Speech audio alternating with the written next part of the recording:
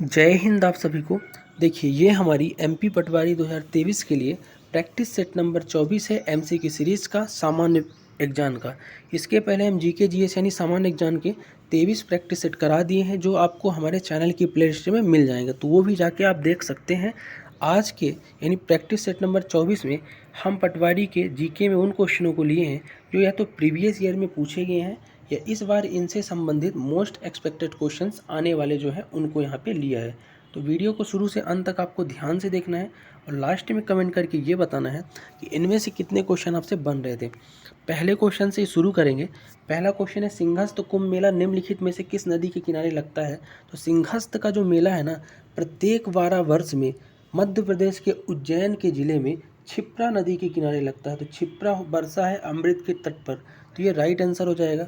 पिछली बार मैं बात करूं तो 2016 में सिंहस्थ कुंभ आया था उज्जैन में, अब आएगा 12 साल बाद 2028 में अगली बार, ठीक है।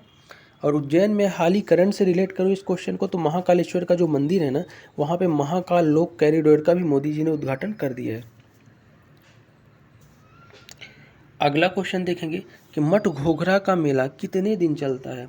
तो मठ घोघरा का जो मेला है ना, ये आपका 15 दिन चलता है, लगभग एक पक्ष चलता है 15 दिन, ठीक है। अगला है कि पचमढ़ी निम्न में से किस पर्वतमाला में स्थित है।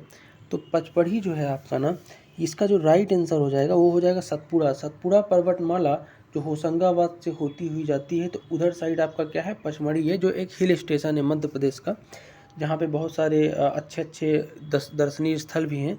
और यहीं पे सतपुड़ा पर्वतमाला पे महादेव की पहाड़ियों में सबसे ज़्यादा वर्षा भी होती है मध्य प्रदेश के अंदर। और ख़ास बात यहीं पे क्या है, धूपगढ़ की चोटी है सतपुड़ा पर्वतमाला में 1350 मीटर की, जो मध्य प्रदेश की सबसे ऊँची चोटी है।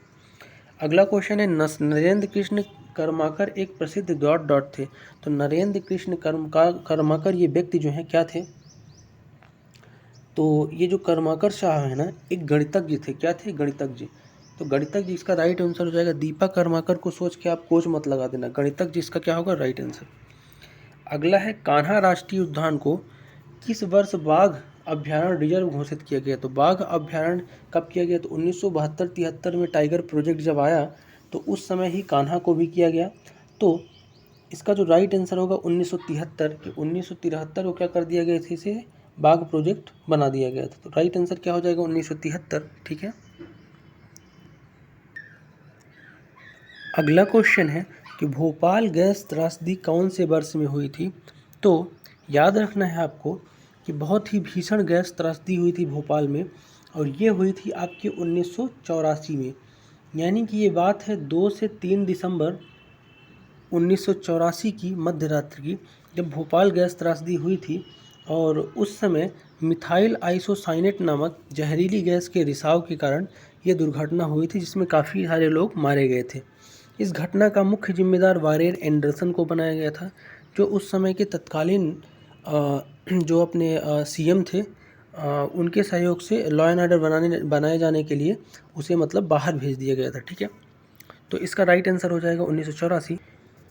अगला क्वेश्चन देखेंगे कि लांजी का किला किस जिले में स्थित है। तो लांजी का जो किला है ना, ये आपका बताना है कहाँ स्थित है। तो ये मध्य प्रदेश के बालाघाट जिले में स्थित है लांजी का किला। अगला है कि भोपाल को मध्य प्रदेश की राजधानी कब बनाया गया। तो जब भोपाल का राज्य पुनर्गठन आयोग के तहत इसका गठन हुआ, तो उस समय इसे राजधानी भोपाल को बनाया गया 1 नवंबर 1956 के समय, ठीक है।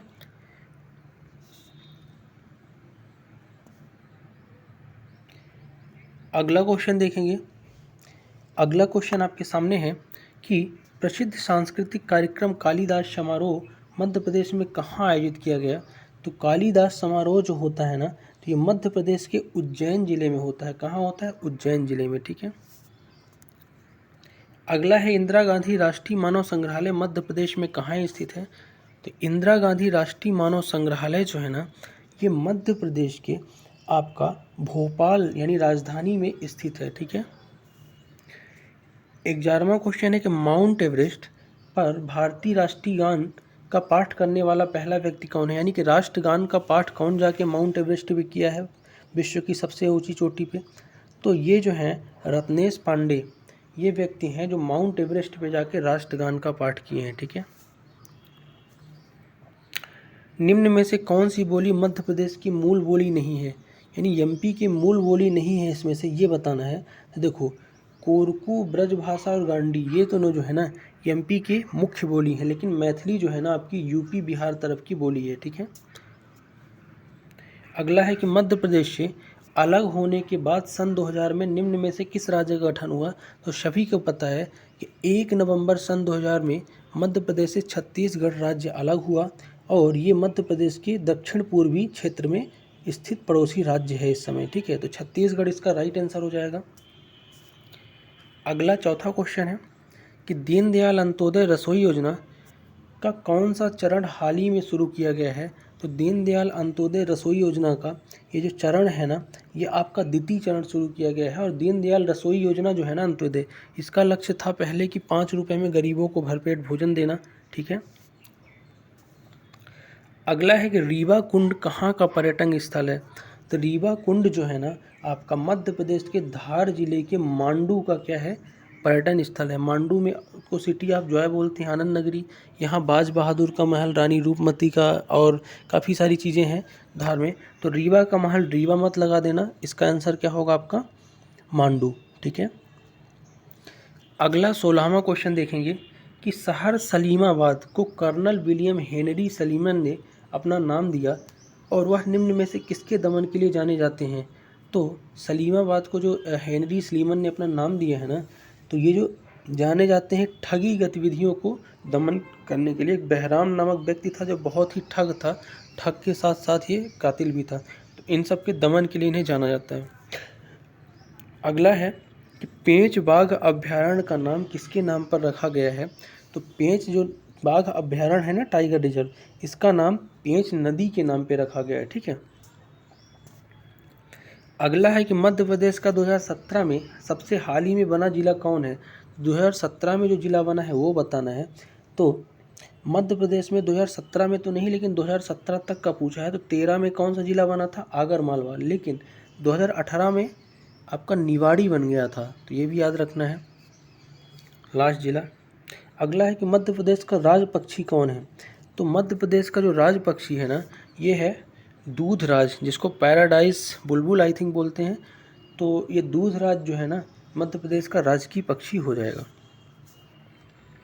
अगला है देवी अहिल्याबाई होलकर अंतर्राष्ट्रीय हवाई अड्डा मध्य प्रदेश एवं डॉट डॉट राज्य का सबसे व्यस्तम हवाई अड्डा है। तो अहिल्याबाई होलकर हवाई अड्डा जो है ना इंदौर में है और ये मध्य प्रदेश और छत्तीसगढ़ का क्या है, व्यस्तम हवाई अड्डा है, ठीक है। छत्तीसगढ़ की भी यहाँ से वो उड़ानें होती हैं। अगला है कि मध्य प्रदेश राज्य नीति 2012 के अनुसार निम्न में से कौन सा मध्य प्रदेश राज्य पर्यटन नीति 2012 के अनुसार निम्न में से कौन सा गतिविधि इसके साहसिक पर्यटन के अंतर्गत आएगा। तो राज्य पर्यटन नीति 2012 के अंतर्गत जो आपकी गतिविधियां होती हैं कौन कौन सी, कैंपिंग और एलिफेंट सफारी, ये दोनों यानी उपरोक्त सभी इसका राइट आंसर हो जाएगा। तो कैंपिंग और एलिफेंट सफारी क्या है, साहसिक पर्यटन है। 22वां क्वेश्चन देखेंगे कि निम्न में से कौन से महीने से मध्य प्रदेश में सर्दियाँ शुरू होती हैं। तो मध्य प्रदेश में अक्टूबर नवंबर यानी नवंबर इसका राइट आंसर हो जाएगा कि नवंबर में सर्दी शुरू होती है, ठीक है। निम्न नदियों में से धुती बांध किस नदी पर निर्मित है, यानी धुती बांध की नदी बताना है। तो कौन सी नदी पे है धुती बांध। तो धुती बांध जो है ना मध्य प्रदेश की बेनगंगा नदी पर, तो बेनगंगा इसका राइट आंसर हो जाएगा धुती बांध। 24वां क्वेश्चन देखेंगे कि केवटी वाटरफॉल या केवटी जलप्रपात किस नदी पर है। तो मध्य प्रदेश की एक नदी है, कौन सी, महाना नदी, उस पे है केवटी वाटरफॉल या केवटी जलप्रपात जो रीवा जिले में है। कहाँ है, रीवा जिले में, ठीक है। अगला देखेंगे कि इकबाल पुरस्कार डॉट डॉट साहित्य में रचनात्मक लेखन का सम्मान करने के लिए प्रस्तुत किया जाता है। तो मध्य प्रदेश में जो इकबाल पुरस्कार दिया जाता है ना, तो ये मध्य प्रदेश में उर्दू साहित्य लेखन के क्षेत्र में दिया जाता है। तो उर्दू जो है राइट आंसर हो जाएगा इकबाल पुरस्कार का साहित्य लेखन का, ठीक है। तो ये थे टॉप 25 क्वेश्चन आपके जीके जीएस यानी सामान्य ज्ञान के प्रैक्टिस सेट नंबर 24 में।